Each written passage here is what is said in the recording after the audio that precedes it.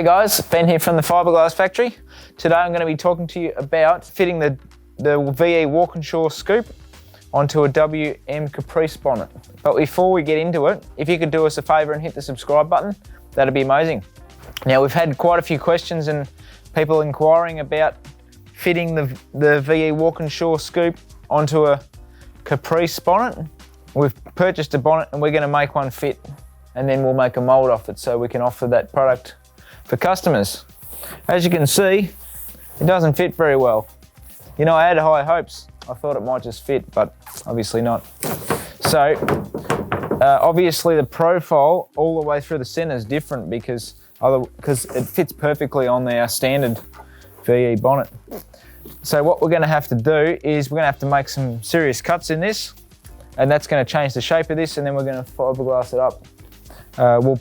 We'll just tack it back together first, flip it over, glass it up on the inside, bog it on the outside, give it to a panel beater and make it ready for a mould, and then we can remould. All right, let's get stuck into it.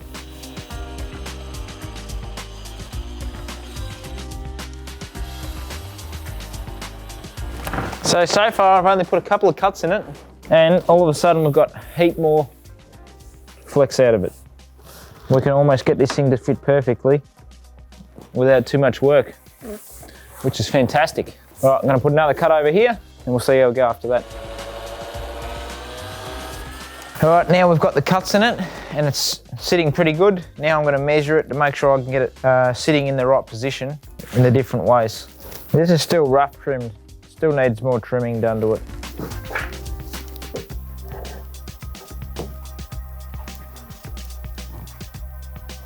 All right, so I'm happy with the positioning now. I've run the ruler over it for 10 minutes just to make sure I'm really happy with it. Now what I'm going to do, I am going to mark it so I can go back to it when I need to. And then after that, I'm going to screw it from underneath so that we can get this thing to pull down properly.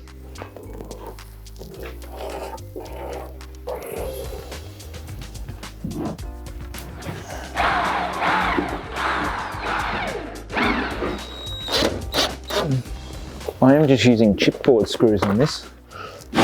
It doesn't really matter.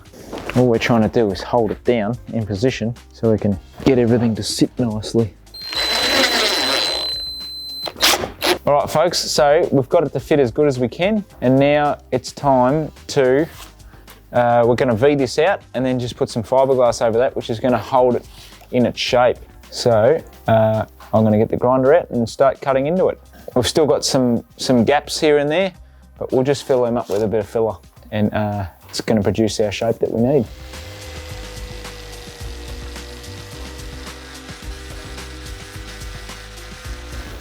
So the reason that we V out this is so when we put material in there, it's not sitting up high and we have to fill the whole thing. We can just glass the material in there and then grind it back and fill it, and it'll be smooth. So that's the reason why we do it like that. Yeah, if you were to just put it straight on top, then it ends up sticking up heaps, and then you have to fill or grind it back and then you've got nothing left. So that's why we V it out, shallow it right out. With a big cut through there, it's not holding together anyway, so. Okay, so I've cut some glass, I've mixed some resin up, and I put a little bit of tape down just to protect the bonnet. Just gonna wet that out thoroughly. We'll have to grind this back once it's done. Just grind the top off it, and then we'll be able to fill back again. Because this is just a pattern, all we're looking for is the shape. I'm not too worried about it being a final piece because it'll never go on a car, this one. So we don't want it to fall to bits while we're working with it, but that's about our only thing that we're worried about. So it can have as much bog in it as it likes. And we can use all sorts of materials just to get the shape that we want, whether it's foam or timber or whatever. I'll have to do a little bit of work with the lines because it doesn't line up with the body lines so good. Alright, so if you were making this to fit your own car though, and it wasn't a pattern, it was a finished product, then you'd probably do this process, but then you'd want to pull it off, you'd want to fiberglass the inside to strengthen it up, and then you'd probably want to wax the bonnet, put some body filler down where the gaps are. So you just fill underneath after you've prepped the scoop, and then you can fill up those gaps, and then it's going to be pretty well ready for body prep, because it'll have some modifying to do with the stretching. With stretching it this way, we've got a bit of a sinkhole here. So this side's fine, but this side's a little bit woofy. You won't be able to see it in the camera, but so I can feel that there. So that'll need a bit of filler, and the rest of it should be okay, I would have thought. It still feels pretty good through the top of the scoop.